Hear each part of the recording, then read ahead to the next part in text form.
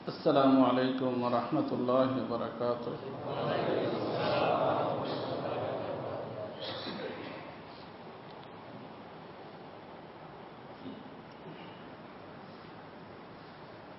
قال رسول الله صلى الله عليه وسلم: فاعطوا كل ذي حق حقه، أو كما قال عليه الصلاة والسلام. محترم و مکرم حضرات علماء کرام، মুআজ্জাজ হাজিরিন, আজকে আসলে আপনারা অধিকাংশ মানুষ রোজা রাখছেন, আমিও রোজা রাখছিলাম, কিন্তু এখানে আসার ওয়াদা যেহেতু হযরত মাওলানার সাথে করছিলাম, সেজন্যই আসা। লম্বা কোনো আলোচনা করার ইচ্ছা নিয়ে আসিনি, কিন্তু আসার পরে দেখা গেল মাওলানা মাহবুব একটা গজল আপনাদের সামনে পেশ করছেন, আর এই গজলের সম্পর্ক এই মাসের সাথে। এজন্য মনে আসলো কয়েক মিনিট এর উপরে কিছু আলোচনা হোক। আমাকে এবং আপনাকে, প্রত্যেকটা মানুষকে মনে রাখতে হবে যে দিনের উপরে আপনাকে এবং আমাকে চলতে হবে। কিসের উপরে? দিনের উপরে। যারা দিনের উপরে চলবে তারা দিনদার, যারা দিনের উপরে চলবে না তারা বদ্দিন। আর দিনের সম্পর্ক আল্লাহ এবং আল্লাহর রসুলের সাথে, আল্লাহর বাণী এবং রসুলের বাণীর সাথে। আল্লাহর বাণী কোরআনুল কারীম, রসুলের বাণী হাদিস শরীফ। এজন্য এই দুই জিনিসকে সামনে রাখা চলার নাম দিনের উপর চলা।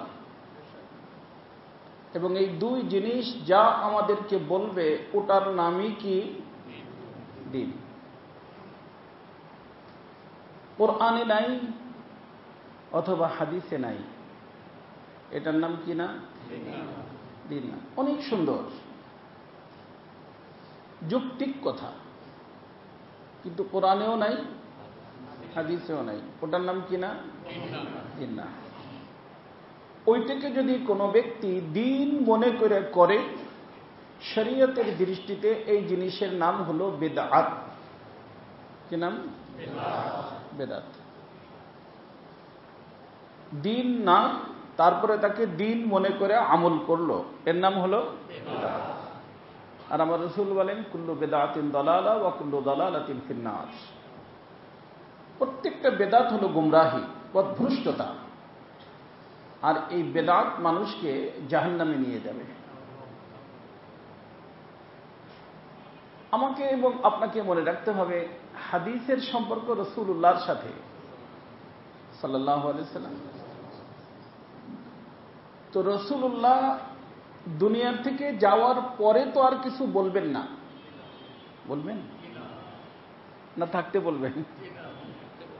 যতদিন দুনিয়াতে ছিলেন রসুলের চার জিনিসের নাম হাদিস। রসুল্লাহ বলছেন, রসুল্লাহ করছেন, অথবা রসুল্লাহ সাল্লাল্লাহু আলাইহি ওয়াসাল্লামের উপস্থিতিতে কোনো কাজ করা হয়েছে, রসুল কি করেন নাই? নিষেধ করেন নাই, ওটার নাম হাদিস। তো এই যে হাদিস, তো হাদিসের সম্পর্ক রসুল্লাহর সাথে। আর রাসূলুল্লাহ দুনিয়া থেকে গেছেন, কোরআন নাযিল হওয়া বন্ধ হয়ে গেছে, ওহী আসা বন্ধ হয়ে গেছে। তার অর্থ রাসূল দুনিয়া থেকে যাওয়ার পরে হাদিসও আর নতুন ভাবে কোনোটা হয় নাই, কোরআনের কোনো আয়াতও অবতীর্ণ হয়নি। অতএব দিন বলতে যাহা কিছু বোঝায় রসুল থাকা পর্যন্ত। রাসূলুল্লাহ সাল্লাল্লাহু আলাইহি ওয়াসাল্লামের যুগে খুব লক্ষ্য করবেন, ইনশাআল্লাহ বুঝে আসবে। আল্লাহ পাক কোরআনে কারীমের ভিতরে আল্লাহর প্রিয় বান্দা 4 প্রকার বলছেন, যারা জান্নাতি হবে। কয় প্রকার? এবং তারা হলো সঠিক পথের পথিক। আর সঠিক পথের নাম সিরাতে মুস্তাকিম। অর্থাৎ যারা সিরাতে মুস্তাকিমের উপর পরিচালিত, এরকম মানুষ কয় প্রকার? মিনান নাবিয়্যিনা ওয়াস সিদ্দিকিনা ওয়াস শুহাদা ওয়াস সালিহিন। কয় প্রকার হলো? 4 প্রকার। তার ভিতরে আমি আপনাদেরকে বলছি যে নবী এটা হলো ওয়াহাবি, আল্লাহ যাকে চান তাকে দেন। আমাদের রাসূলুল্লাহ শেষ নবী। রাসূলুল্লাহ সাল্লাল্লাহু আলাইহি ওয়াসাল্লামের পরে দুনিয়াতে আর কোন নবী নাই, খাতেমুন নবিয়্যিন। বাকি তারপরে রইল 3 প্রকার, সিদ্দিকিন, শুহাদা, সালেহিন। এই 3 প্রকার রসুলের যুগেও ছিল, এখনো আছে, ইনশাআল্লাহ সামনেও থাকবে। আস্তে আস্তে বিলুপ্ত হয়ে যাবে, কিয়ামত হয়ে যাবে। এই যে 3 প্রকার, এই 3 প্রকার সম্পর্কে আমি এই মসজিদেই আলোচনা করছি যে কাসবি। কাসবি শব্দের অর্থ হল যে চায় সে পায়, যে চায়। আর ওহাবি শব্দের অর্থ আল্লাহ যাকে চান তাকে দেন, আর যাদেরকে চাবেন দেওয়া শেষ। কিন্তু এখন যে চাবে সে পাবে। কয় প্রকার? 1 নম্বর সিদ্দিক, 2 নম্বর শহীদ, 3 নম্বর সালেহ। আমি আপনাদেরকে বলছি যে সালেহ হতেই হবে। আর সালেহ হওয়ার জন্য 2 গুণ, এ সম্পর্কে আমি আলোচনা করছি এই মসজিদে। আল কায়েম বিহুকুকিল্লাহ ওয়া হুকুকিল ইবাদ, আল্লাহর হক, বান্দার হক। 2 হককে যেই ব্যক্তি মাইনা জীবন পরিচালনা করে, ওই ব্যক্তির নাম সালেহ।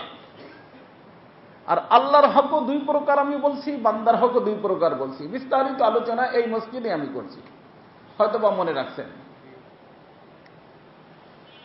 তো কয় প্রকার মানুষ হলো আল্লাহর ওলি? 3 প্রকার। নবী তো নবী, একেবারে 3rd ক্লাসের সালেহ, 2nd ক্লাসের শহীদ, আর 1st ক্লাসের সিদ্দিক। রাসূলুল্লাহ সাল্লাল্লাহু আলাইহি ওয়াসাল্লামের যুগে 3 প্রকার মানুষ ছিল। সালেহ তো সকলেই ছিল, কিন্তু 2 প্রকার মানুষ শহীদও ছিলেন, আবার সিদ্দিকও ছিলেন। সিদ্দিকের মধ্যে 1 নম্বরে আল্লাহ রসুল যাকে রাখছেন তিনি সিদ্দিকে আকবর, হযরতে আবু বকর সিদ্দিক রাদিয়াল্লাহু তাআলা আনহু। মাকামে সিদ্দিকিয়াতে তিনি 1 নম্বর। এজন্য ওনাকে বলা হয় সিদ্দিকে আকবর। আকবর মানে বড়। আর শুধু বড় এই উম্মতের না, সমস্ত উম্মতের মধ্যে বড় সিদ্দিক উনি।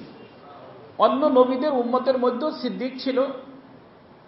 এজন্য উম্মতের মধ্যে সবচেয়ে ঊর্ধ্বের মাকাম আল্লাহ পাক আবু বকর সিদ্দিককে দান করছেন রাদিয়াল্লাহু তাআলা আনহু।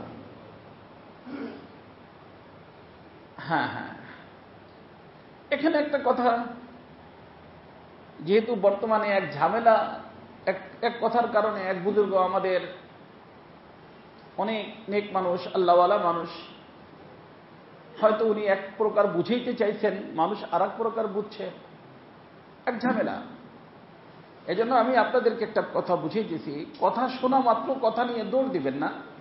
যত সময় পর্যন্ত সেই ব্যক্তির থেকে যে বলছে তার উদ্দেশ্য কি সেটা তাহকিক না করবেন।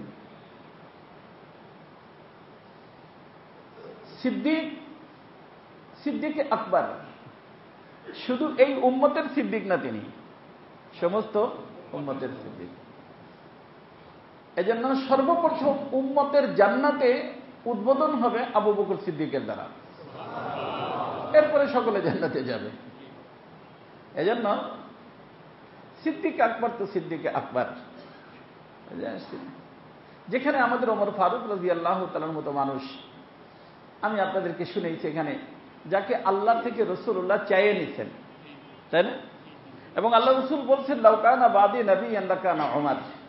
এই ওমর রাদিয়াল্লাহু তাআলা বলতেন যে ওনার এক দিনের আমল আর এক রাতের আমল যদি আমাকে দেন, আমি আমার পুরো জীবনের আমল আবু বকর সিদ্দিককে দিতে রাজি। তো সেখানে আমার আপনার মতো সলিমুদ্দি কলিমুদ্দির আমলের সাথে তাদের আমলকে কম্পেয়ার করা ভুল, এর ভিতর কোনো সন্দেহ নেই। বুঝে আসছে না? কোনো সন্দেহ নেই। তবে একটা কথা মনে রাখবেন, আমি আগেও আপনাদেরকে বিষয় বুঝাইছি, মনে রাখবেন সব কথা, যে একটা হলো কাম্মিয়াত, আরবিতে বলে কাম্মিয়াত, আর একটা হলো কাইফিয়াত। ওলামা হযরত এইভাবেই জানেন এবং মুখস্থ রাখবেন। আপনারা যারা ইংরেজি শিক্ষিত, কোয়ালিটি এবং কোয়ান্টিটি, এটা আপনাদের মুখস্থ আছে। Quality, quantity. একজনের কোয়ান্টিটি বেশি হইতে পারে কিন্তু কোয়ালিটি খারাপ। দাম কোনটার বেশি? বিশ্বের ভিতরে, দুনিয়ার ভিতর দাম কোয়ালিটির না কোয়ান্টিটির? আমি তো বলি যে এক গাড়ি পাথরের দাম ঢালার ভিতরে দিবেন, রোড বানাবেন, 25,000 টাকা উদাহরণস্বরূপ। আর ডায়মন্ডের একটা নাকফুল, সেটাও পাথর, তার দাম 50,000 টাকা। ওজনের দিক দিয়ে বেশি কটুক এক গাড়ি, আর ওজনের দিক দিয়ে একটা নাকফুল ছোট্ট, দাম কত? 50,000। এটাও পাথর, ওটাও পাথর। পার্থক্য কেন? কোয়ালিটির কারণে। যে এই পাথরের কোয়ালিটি আর ওই পাথরের কোয়ালিটি কি না? এক না। তো আমলের মধ্যে একটা হলো কোয়ান্টিটি, একটা হলো কোয়ালিটি।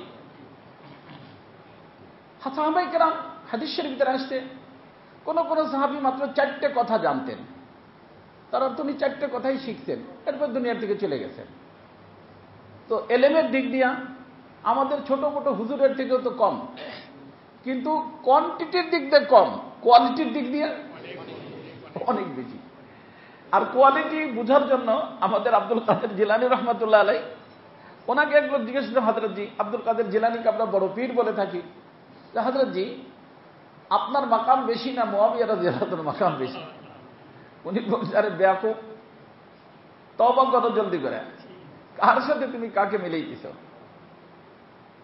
হযরত মুআবিয়া রাদিয়াল্লাহু তাআলা আনহু রাসূলুল্লাহর সাথে যে যুদ্ধে গেছেন, যে ঘোড়ার উপর বসে গেছেন, সেই ঘোড়ার নাকের ভিতর যে ধুলাবালিগুলো মিলছে, নাকের ভিতর গেছে না ধুলাবালি, ওই ধুলাবালিকে যদি মিজানের এক পাল্লায় রাখা হয় আর আমার মতো হাজারো মুআবিয়াকে এক পাল্লায় রাখা হয়, ওই ধুলাবালির পাল্লাটা ভারী হয়ে যাবে। কারণ ওই ধুলার সম্পর্ক মুআবিয়া রাদিয়াল্লাহু তাআলা আনহুর ঘোড়ার সাথে। আমাদের আকাবিরিনরা সাহাবায়ে কেরামকে এইভাবে জানতেন। অর্থাৎ সাহাবায়ে কেরামের কোনোভাবেই একটু ইজ্জতের উপরে কিছু আসে, টাচ আসে, এমন কোন কথা আমার মুখ দিয়ে কারো মুখ দিয়ে বের হওয়া ঠিক না। কারণ সাহাবায়ে কেরাম সম্পর্কে তো আমাদেরকে আল্লাহ পাক যেই নেয়ামত জান্নাতের ভিতর যাওয়ার পরে দান করবেন, সেটা হলো আল্লাহ পাক ঘোষণা দিবেন জান্নাতের পরে, জান্নাতে যাওয়ার পরে, যে আমি তোমাদের উপরে রাজি এবং খুশি হয়ে গেলাম, আর কখনো তোমাদের উপর অসন্তুষ্ট হব না। হাদিসের ভিতরে আসছে, মউত যদি থাকতো মানুষ খুশিতে হার্ট অ্যাটাক করত। এত খুশির সংবাদ এটা, কিন্তু এই খুশির সংবাদটা আল্লাহ পাক সাহাবায়ে কেরামকে দিয়েছেন কোথায়? আমরা পাবো কোথায়? আখিরাতে, জান্নাতে। তো সেই সাহাবায়ে কেরাম, এজন্য কোয়ালিটি এবং কোয়ান্টিটিকে বুঝেন। আমার আপনার হইতে পারে যে আমি 30 পারা কোরআন মুখস্থ করছি, বা সাহাবায়ে কেরাম সামান্য একটু কোরআন মুখস্থ করছেন। হাদিস শরীফের ভিতরে আসছে, একজন সাহাবী ছিলেন কম বয়স, বুখারী শরীফের হাদিস, ওনার বয়স কম। তো উনি ওই যে বাচ্চারা যেখান থেকে লোকজন যাতায়াত করে রোডে ঘাটে, সেখান থেকে থাকে না, তো ওনাদের বাড়ির পাশে যে রোড ছিল, যে রোড দিয়া মদিনা পার্ক থেকে সাহাবাই কেরাম যারা যাইতেন আসতেন, তো সাহাবাই কেরাম তো মুজাকারা করতেন, রসুলের থেকে যে আয়াতে কারিমা শিখে আসতেন ওগুলোর মুজাকারা করতে করতে যাইতেন। তিনি ওইগুলো শুনে শুনে বেশ কিছু আয়াতে কারিমা মুখস্থ করে ফেলতেন, ছোট মানুষ।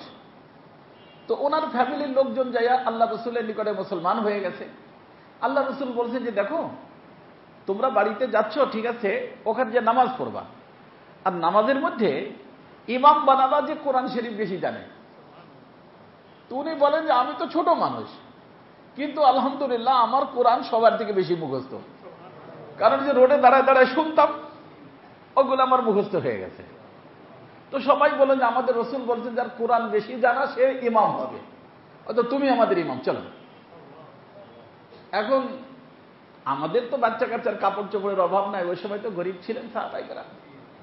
জাসাউ বিল ওয়াহিদ, হাদিস শরীফে আসছে ওয়াসবির নাফসাকা মা আল্লাযীনা ইয়াদউনা রাব্বাহুম বিল গাদাতি ওয়াল আশি ইউরিদুনা ওয়াজহা। এই আয়াতে কারিমা যখন অবতীর্ণ হলো, কানা রাসূলুল্লাহ সাল্লাল্লাহু আলাইহি ওয়াসাল্লাম ফি বাইতিন মিন আজওয়াজিহি, আল্লাহ রাসূল সাল্লাল্লাহু আলাইহি ওয়াসাল্লাম উম্মাহাতুল মুমিনিনদের কারো বাসার ভিতরে ছিলেন। তখন এই আয়াতে কারিমা অবতীর্ণ হলো যে আমার হাবিব আপনি ওদের সাথে যে বসুন, ওয়াসবির নাফসাকা মা আল্লাযীনা ইয়াদউনা রাব্বাহুম বিল গাদাতি ওয়াল আশি, যারা সকাল বিকাল আল্লাহর জিকির করে, আল্লাহকে ডাকে, আপনি তাদের সাথে যে বসুন। আল্লাহ রাসূল সোজা উঠছেন, মসজিদে গেছেন, মসজিদে যায় সাহাবায়ে কেরাম বিভিন্ন জায়গায় বসা, জামাত জামাত, হালকা হালকা। এক হালকার নিকটে গেছেন, যে জিজ্ঞেস ভাইরে তোমরা কি করো? তখন বলছে ইয়া রাসূলুল্লাহ আমরা জাকিরিনের জামাত, আমরা আল্লাহ পাকের জিকির করি। আর তাদের হুলিয়া তাফসীরের ভিতরে আসছে জাসাউ বিল ওয়াহিদ, পরনে মাত্র একটা কাপড়, দুইটা কাপড় থাকে না, একটা জামা একটা পাজামা, তাদের একটা কাপড় শুধু পরনে, গায়ে কাপড় নেই। জাসাউ বিল ওয়াহিদ, আশআসুর রাস, মাথার ভিতরে তেল নাই, চুলগুলো আউলা ঝাউলা। আর আশআসুর রাস, আর শরীরের চামড়াটা শুকিয়ে গেছে না খাইতে খাইতে। এ হলো তাদের জাহিরি অবস্থা। আল্লাহ রাসূল সাল্লাল্লাহু আলাইহি ওয়াসাল্লাম জিজ্ঞেস করেন, আচ্ছা তোমরা কি জন্য বসছো এখানে? বলে ইয়া রাসূলুল্লাহ আমরা তো আল্লাহ পাকের জিকির করি। কেন জিকির করো? যাতে আল্লাহ তাআলা আমাদের উপর রাজি এবং খুশি হয়ে যান। ইয়াদউনা রাব্বাল গাদাতি ইউরিদুনা ওয়াজহা, ইউরিদুনা ওয়াজহা। এজন্য আমার প্রিয় মুর্শিদ কুতবুল আলম আরিফুল্লাহ হযরত মাওলানা শাহ হাকিম আখতার সাহেব নব্বরুল্লাহ মারকাতুহু বলতেন যে ইউরিদুনা ওয়াজহার থেকে মুরিদ। আজকে যে অনেক মানুষ জিজ্ঞেস করে যে ভাই যে মুরিদ মুরিদ মুরিদ আসলো কোথা থেকে? আরে মুরিদ কোরআন কারীম থেকে। কারণ ইউরিদুনা ওয়াজহার অর্থ কি? যে তাদের উদ্দেশ্য একমাত্র আল্লাহকে পাওয়া। তো যেই ব্যক্তি সালেক হয়, মুরিদ হয়, তার উদ্দেশ্য কি? লা মাকসুদা ইল্লাল্লাহ, একমাত্র আল্লাহকে পাওয়ার জন্য আল্লাহর কোন দেওয়ানার সাথে সম্পর্ক করা, এর নামই তো মুরিদ, কোরআন কারীম থেকে মুরিদ। তা আল্লাহ রাসূল সাল্লাল্লাহু আলাইহি ওয়াসাল্লাম এই কথা শোনার পরে তাদের সাথে বসে পড়ছেন, বসে বলছেন যে দেখো আমি আমার বিবির বাসায় ছিলাম, আল্লাহ পাক আমাকে হুকুম করছেন তোমাদের সাথে বসার জন্য। বুঝে আসছে না? সাহাবায়ে কেরামের মাকাম, আল্লাহু আকবার। আল্লাহ আদনা আদনা সাহাবায়ে কেরামের মাকাম কোন ব্যক্তি তার আমলের দ্বারা পৌঁছতে পারবে না। তো যাই হোক, আমি বলতেছিলাম যে একটা হলো কোয়ালিটি, একটা হলো কোয়ান্টিটি। কোয়ান্টিটির দিকটা হইতে পারে যে আমি 30 পারা হাফেজ। ওই সময় হাফেজে কোরআন অনেক কম ছিল, সবাই তো হাফেজ ছিল না। আমাদের এখন হাফেজের অভাব নাই, কিন্তু আমাদের হাফেজ আর তাদের 10 আয়াতের হেফজ সমান না, তাদের কি এক সমান হবে না। এই জন্য খুব মনে রাখবেন যে কোয়ালিটির দিক দিয়ে হযরতে সাহাবায়ে কেরামের মাকাম এত ঊর্ধ্বের, যেটা ভাষায়ও আমরা বলতে পারবো না। এই জন্য আল্লাহ রাসূল বলছেন লা তাসুব্বু আসহাবি লাউ আনফাকতুম মিসলা উহুদিন যাহাবা, তোমরা যদি উহুদ পাহাড় পরিমাণ স্বর্ণ আল্লাহর রাস্তায় দান করো, আর আমার সাহাবায়ে কেরাম এক মুদ সামান্য একটু আটা আল্লাহর রাস্তায় দান করছেন, তাহলে উহুদ পাহাড় স্বর্ণ দিয়েও সেই পরিমাণ পাবা না। কোয়ান্টিটির দিক দিয়ে বেশি তো উহুদ পাহাড় না, কিন্তু কোয়ালিটির দিক দিয়ে। আচ্ছা, এর থেকেও সবচেয়ে গুরুত্বপূর্ণ কথা, যে আবু বকর এবং ওমর রাদিয়াল্লাহু তাআলা আনহুর যে মোকাবেলা আপনারা জানেন, উনি তো 10টা উট ভরে নিয়ে এসেছিলেন, মানে 10 গাড়ি, কিন্তু 50%। আর আবু বকর সিদ্দিক রাদিয়াল্লাহু তাআলা নিয়ে এসেছিলেন অল্প কিছু আটা, 100%। আল্লাহ রাসূল হযরত ওমর রাদিয়াল্লাহু তাআলা বুঝতে পারছেন যে আমি যদিও 10 গাড়ি আনছি কিন্তু 50%, আর উনি যদিও 1.5 কেজি 2 কেজি আনছেন, আটা আনছেন, কিন্তু 100%। কোয়ালিটির দিক দিয়ে কোনটা বেশি? 100% বেশি। যার কারণে বলছেন যে আমি খামাখাই ওনার সাথে মোকাবেলা করতেছি, আমার জীবন শেষ হয়ে গেল আবু বকরের সাথে মোকাবেলা করে পারবো না। তো যেখানে ওমর রাদিয়াল্লাহু তাআলা পারেন নাই, কেউ পারেন নাই, সেখানে আপনার আমার মোকাবেলার কোনো সুযোগ নাই। হয়তোবা উনি কোনোভাবে বুঝাইতে চাচ্ছিলেন বিষয়টাকে, আমরা সেইভাবে বুঝতে পারিনি, যার কারণে কোনো আলোচনা সমালোচনা করার পূর্বে যে কোনো ব্যক্তি কোনো কথা বললে তাকে ডাইরেক্ট তার থেকে জানা দরকার, বোঝা দরকার যে তিনি কেন কি বললেন। যাই হোক, হযরত মাওলানা নেক মানুষ, বুজুর্গ মানুষ, আল্লাহওয়ালা মানুষ, অনেক সুন্দর আলোচনা করেন। আলহামদুলিল্লাহ, আল্লাহ তাআলা আমাদের যারা আলোচক হিসেবে আছেন, আমাদেরকে আজমতে সাহাবায়ে কেরামের এই যে এগুলোকে সামনে রেখে আমরা কথা বলতে পারি, আল্লাহ তাআলা আমাদেরকে তৌফিক দান করেন। কেন বললাম আমি এটা? কি বলছিলাম? আল্লাহ, পানি খাও। হ্যাঁ, আমি বলছিলাম আমার দোস্ত যে উম্মতের মধ্যে 3 প্রকার। 1 নম্বর সিদ্দিক। এখনো সিদ্দিক আছে, কারণ সিদ্দিক তো আকবর হইতে হলে আসগার লাগে, বুঝা যাচ্ছে না? সিদ্দিকের মাকাম এখন আপনি অর্জন করতে পারেন চেষ্টা করলে। সিদ্দিক কাকে বলে আল্লাহ পাক তৌফিক দিন, ইনশাআল্লাহ কখন আলোচনা করব। আমি আসলে ওই এক কথার কারণে শুধু এই বলতেছি, সেই কথাটা বলবো। 2 নম্বরে শহীদ। তো রাসূলুল্লাহ সাল্লাল্লাহু আলাইহি ওয়াসাল্লামের যুগেও শহীদ হয়েছেন, আর কিয়ামত পর্যন্ত শাহাদাতের সিলসিলার বন্ধনা চালু আছে। কিন্তু রাসূলুল্লাহ সাল্লাল্লাহু আলাইহি ওয়াসাল্লামের যুগে যারা শহীদ হয়েছেন, এই শহীদদের মধ্যে সবচেয়ে ঊর্ধ্বের মাকাম আল্লাহ রাসূল যাকে দিয়েছেন তার নাম, মাশাআল্লাহ, কি নাম? সাইয়্যিদুশ শুহাদায়ে হামজা। ময়দানে মাহশারে সিদ্দিকদের যখন বাড়ি আসবে, তখন হাদিস শরীফে আসবে গুনার দিক দিয়ে, নেকির দিক দিয়া। যেমন নেকির কাজ যে সবচেয়ে ভালো করছে, বেশি করছে, তার হাতে একটা পতাকা দেওয়া হবে। তো আল্লাহ পাক সিদ্দিক যারা দুনিয়ার ভিতর আছে, ওই সিদ্দিকের পতাকাটা দিবেন সিদ্দিকে আকবরের হাতে, আর বাকি যত সিদ্দিক সবাইকে বলবে যে এর পতাকার নিচে আসো। তো এই সিদ্দিকে আকবর রাদিয়াল্লাহু তাআলা আনহু সকলকে সাথে নিয়ে, সব সিদ্দিককে সাথে নিয়ে জান্নাতে চলে যাবেন। এখানে যে ব্যবসায়ীদের জন্য একটা সুবর্ণ সুযোগ, সেটা হলো সিদ্দিকে আকবর রাদিয়াল্লাহু তাআলা আনহুর ভিতরে যেই সততা ছিল, উনিও ব্যবসায়ী ছিলেন। এজন্য আত্তাজিরুস সাদুক, ওই ব্যবসায়ী, যেই ব্যবসায়ী সত্যবাদী ব্যবসায়ী, যেটা আপনারা ব্যাগের ভিতর লেখেন সততাই ব্যবসার মূলধন, ভিতরে নাই, ব্যাগের উপরে আছে। হ্যাঁ, ভিতরে থাকতে হবে। কারণ সিদ্দিকের 4টে তারিফ, 4টে অর্থ। তার ভিতর একটা হলো যে কথা এবং কাজ এক হবে। কথা এবং লা ইউখালিফু কালুহু হালুহু, অর্থাৎ কথা আর কাজে কোনো কি হবে না, পার্থক্য হবে না। ওই যে ব্যাগের ভিতর যা লিখছেন, আমলেও কি থাকতে হবে, তাই থাকতে হবে। আপনি সিদ্দিক। আর যারা এই ধরনের ব্যবসায়ী হবে, আমার রাসূল বলেন যে ওই সিদ্দিকে আকবরের সাথে ওই ব্যবসায়ীরা জান্নাতে চলে যাবে। বুঝছেন? এই জন্য সত্যবাদী ব্যবসায়ী হওয়ার জন্য চেষ্টা করবো ইনশাআল্লাহ। ব্যবসায়ী এলাকার মানুষ উল্টাপাল্টা করেন না, উল্টাপাল্টা করলে উপায় নাই রে ভাই। হ্যাঁ, তো শহীদ যারা হবে শহীদদেরকে আল্লাহ পাক আর একটা পতাকা দিবেন না? তো কার হাতে থাকবে? হামজা রাদিয়াল্লাহু তাআলার হাতে থাকবে। আমাদের শহীদের লিস্ট যদি আমরা দেখি, উহুদের যুদ্ধেই 70 জন, তাই না? আরো বিভিন্ন যুদ্ধে সাহাবায়ে কেরাম শহীদ হয়েছেন। আল্লাহ রাসূল দুনিয়ার থেকে যাওয়ার পরে হযরত ওমর ফারুক রাদিয়াল্লাহু তাআলা শহীদ। ওমর ফারুক রাদিয়াল্লাহু তাআলা শহীদ। হযরত ওসমান রাদিয়াল্লাহু তাআলা শহীদ।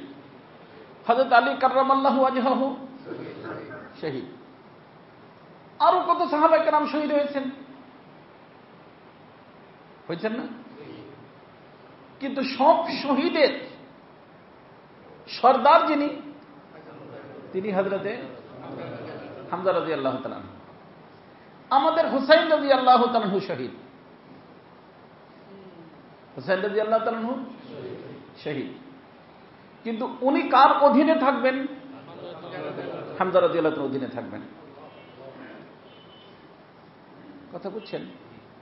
কিন্তু কই, আমাকে তো কেউ বলে না যে হামজা রাদিয়াল্লাহু সাইয়্যিদুশ শুহাদার সম্পর্কে আমাকে একটু শুনেন। কেউ বলেন নাই। সাইয়্যিদুশ শুহাদা তার সম্পর্কে আমরা জানি না। হযরত ওমর ফারুক রাদিয়াল্লাহু তাআলাকে কিভাবে শহীদ করা হয়েছে, কে শহীদ করছে, হামজা রাদিয়াল্লাহু তাআলাকে কে শহীদ করছে, কিভাবে করছে আমরা জানি না। হযরত ওসমানকে কিভাবে শহীদ করা হয়েছে, ওসমান রাদিয়াল্লাহু তাআলা সম্পর্কে রাসূল এত ভালোবাসতেন। আল্লাহ রাসূল বলছেন, ওনার দ্বিতীয় মেয়ের যখন ইন্তেকাল হয়ে যায়, আমার যদি আরেকটা মেয়ে থাকতো আমি উসমানের সাথে বিবাহ দিতাম।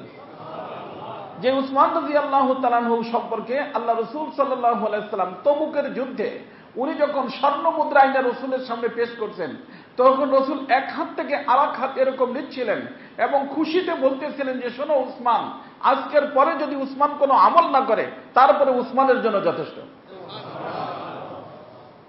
আজীব আজীব সুসংবাদ হযরত উসমান রাদিয়াল্লাহু তাআলা সম্পর্কে। কিন্তু ওনার উপরে জুলুম, কত জুলুম হয়েছে। ওনার শাহাদাতের ঘটনা যদি শুনেন তখন বুঝবেন যে কত জুলুম। আজকেও যাবেন, এখন তো মাশাআল্লাহ ওইটাকে আবার খুলতেছে, এই তারিখে দেখে আসছি যে ওসমান রাদিয়াল্লাহু তাআলার যে কুয়া, সেখানে মিঠা পানির ব্যবস্থা ছিল, ওনার জন্য পানি বন্ধ করে দেওয়া হয়েছে। পানি পান করবেন এর সুযোগ ছিল না। করছে কারা? ঘটনা কি? কেন করলো আমরা জানি না। হযরত আলী রাদিয়াল্লাহু তাআলা শহীদ, হুসাইন রাদিয়াল্লাহু তাআলা শহীদ।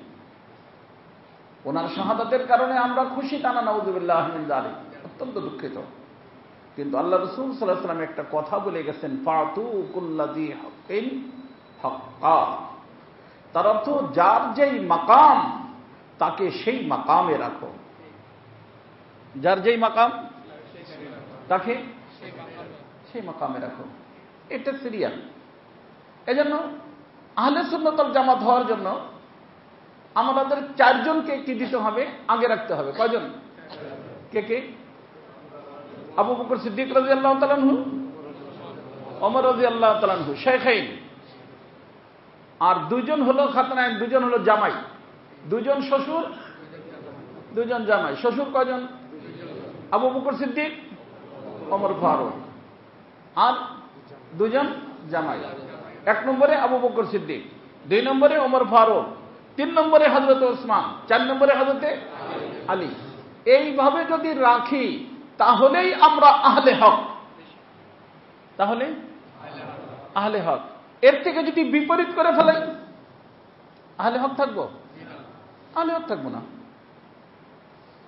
হকপন্থী মানুষই থাকবো না। এই জন্য আমার দোস্ত খুব মনে রাখবেন, রসুল যাওয়ার পরে যারা শহীদ হয়েছে তাদের আলোচনা রসুল করে যান নাই যে ইনি বড় শহীদ, এরা রসুল বলে যান নাই। রসুলের থাকা অবস্থায় যারা শহীদ হয়েছেন তাদের ভিতরে যে সবচেয়ে বড় শহীদ তিনি হলেন হযরত হামজা রাদিয়াল্লাহু তাআলা। এবং কিয়ামতের দিন শুহাদাদের লাইনে পতাকাবাহী যিনি থাকবেন তিনি হযরতে হামজা রাদিয়াল্লাহু তাআলা থাকবেন। এবং ওনার পিছনে পিছনে কিয়ামত পর্যন্ত যত মানুষ শহীদ হবে সব শহীদরা ওনার পিছনে। এই লাইনের ভিতরে হযরত হুসাইন রাদিয়াল্লাহু তাআলা হবেন। কে? হ্যাঁ, ওনার জন্য অন্য মাকাম হাদিস শরীফে আসছে যে সাইয়্যিদা শাবাবি আহলিল জান্নাহ, যুবকরা যারা জান্নাতে যাবে সেই যুবকদের সর্দার কে হবেন? হযরত হাসান এবং হুসাইন। এটা অন্য মর্যাদা। ওদিকে মনে করেন হযরত ফাতেমাতুজ জাহরা সাইয়্যিদাতুন নিসাই আহলিল জান্নাহ। হাদিস শরীফে আজীব ঘটনা আসছে কিতাবের মধ্যে যে একবার আম্মি জানের সাথে আর এই ফাতেমাতুজ জাহরা রাদিয়াল্লাহু তাআলার সাথে একটু হয় না, কথাবার্তা হয়। তো ফাতেমা রাদিয়াল্লাহু তাআলা বলছেন যে আম্মি, কিয়ামতের দিন তো আল্লাহ পাক মহিলাদের সর্দার হিসেবে আল্লাহ তাআলা আমাকে বানাই দিয়েছেন। আল্লাহ রাসূল বলছেন সাইয়্যিদা নিসাই আহলিল জান্নাহ, মহিলাদের সর্দার হবে কে? ফাতেমা। আপনিও নিসা, আচ্ছা সব মহিলাদের সর্দার আমি। আম্মি জান অনেক বুদ্ধিমতী ছিলেন, যার কারণে আল্লাহ রাসূল সাল্লাল্লাহু আলাইহি ওয়াসাল্লাম ওনাকে অনেক মানুষ মনে করে যে কম বয়স সুন্দরী সেই জন্য ভালোবাসত। আরে না, ওনার গুণের কারণে ভালোবাসতেন। কারণ আম্মি জানকে আল্লাহ পাক এত ব্রেন দিছিলেন যে প্রথম হাফেজা উনি। এবং আল্লাহ রাসূল সাল্লাল্লাহু আলাইহি ওয়াসাল্লাম বলছেন যে পুরো দিন আমার উপরে আল্লাহ যে দিন নাযিল করছেন এই দিনের অর্ধেক দিন তোমরা এই হুমায়রার থেকে নেবা।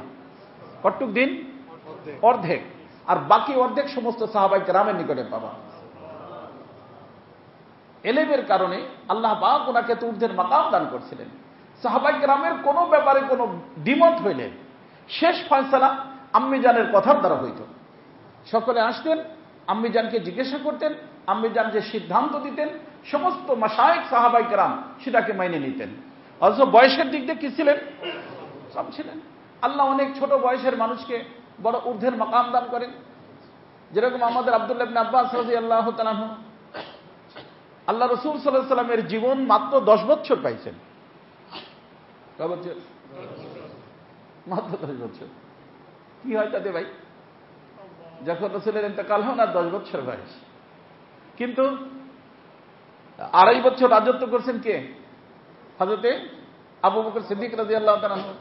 তারপরে যখন ওমর ফারুক রাদিয়াল্লাহু তাআলা আনহু রাজত্বের সময় আসছে তো পার্লামেন্টের সদস্য মাশায়েখদেরকে তো বানাইছেন, বৃদ্ধ বয়স্কদেরকে বানাইছেন, আব্দুল্লাহ ইবনে আব্বাসকেও বানাইছেন। ওনারা বলছেন যে হযরত আপনি কি বলবেন, আমরা যখন কোনো বিশেষ কোনো ব্যাপারে রাজত্বের ব্যাপারে কোনো পরামর্শের জন্য পার্লামেন্ট সদস্য মনে করেন, যখন আমরা বসবো আপনিও আসবেন। তো সব মুরব্বিয়ানে কেরাম, আর উনি কম বয়স। তো যারা মুরব্বী আছেন তাদের একটু খারাপ লাগছে।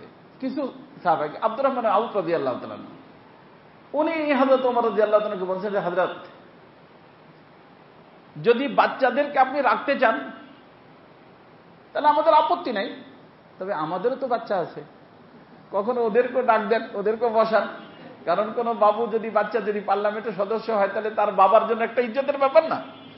আমাদেরও বাচ্চা আছে, ওদেরকেও ডাক দেন। আর তা না হলে মাশাআল্লাহ বড়দেরকে আপনি বসাইতেছেন, মাশাআল্লাহ বড়রাই থাকুক। তার অর্থ আব্দুল্লাহ ইবনে আব্বাস না আসলে ভালো হয়। আল্লাহ হযরত ওমর রাদিয়াল্লাহু তাআলা বুঝতে পারছেন। উনি বলেন ঠিক আছে, কোনো উত্তর দেন নাই। পরের দিন যখন পার্লামেন্ট বসছে তখন উনি জিজ্ঞেস করছেন যে দেখেন আজকে আমি আপনাদেরকে আলোচ্য বিষয় হলো কোরআন কারীমের তাফসীর হবে। কি হবে? কোরআন কারীমের তাফসীর। উনি ইযা জাআ নাসরুল্লাহি ওয়াল ফাতহ এই সূরা তেলাওয়াত করছেন যে আপনাদের যার যা জানা আছে আপনারা আলোচনা করেন। এক একজন এক একটা বলছেন, উনি শুনছেন। তারপরে এই যে ছোট মেম্বার সাহেব ওনার নিকটে আসছেন, হ্যাঁ আব্দুল্লাহ তুমি বলো, তখন উনি বলছেন যে এই সূরার ভিতরে আমি বুঝতেছি যে আল্লাহ পাক আল্লাহ রসুল যে দুনিয়া থেকে চলে যাবেন এই সংবাদ আল্লাহ পাক এই সূরার ভিতরে দিয়েছেন। বুঝে আসছে? তখন উনি হযরত ওমর রাদিয়াল্লাহু তাআলা বলেন যে হ্যাঁ, উনি তাফসীর করছেন, লম্বা তাফসীর। এবং ওমর রাদিয়াল্লাহু তাআলা বলছেন যে আব্দুল্লাহ, তুমি যা বলছো ঠিক হুবহু এই কথাটাই আমি আমার রসুল থেকে শুনছি। তখন সমস্ত পার্লামেন্টের সদস্যদের মাথা কি হয়ে গেছে? নিচু হয়ে গেছে যে আব্দুল্লাহকে বয়সের কারণে বসানো হয় না, তার যোগ্যতার কারণে তাকে সদস্য বানানো হয়েছে। বুঝে আসছে না? তো আব্দুল্লাহ ইবনে আব্বাস মাত্র রসুলের 10 বছর বয়স পেয়েছেন, কিন্তু ওনার সাথে রসুলের দোয়া আছে। কি আছে? আল্লাহ আল্লাহ রসুলের দোয়া। আল্লাহ রসুল সাল্লাম একবার জরুরত সাথে গেছেন, জলদি গেছেন, পানি নেন নাই সাথে। আল্লাহ রসুল দোনোটা ব্যবহার করতেন, পানি এবং ঢিলা। আমরা বর্তমানে এরকম টিস্যু ব্যবহার করি, পানি এবং টিস্যু দোনোটাই ব্যবহার করতেন। তখন তার টিস্যু ছিল না, পাথর। আল্লাহ রসুল পাথর নিয়ে গেছেন, উনি দেখছেন। উনি পানি একটা লুটার ভিতর করে পানি নিয়ে আল্লাহ রসুলের নিকটে যান নাই, বেপরদিগি হবে। আবার এত দূরেও রাখেন নাই যে রসুল বুঝতে পারবেন না, বের হয়েই যেন পানিটা পেয়ে যান। লোটাটা রাখে চলে আসতেন।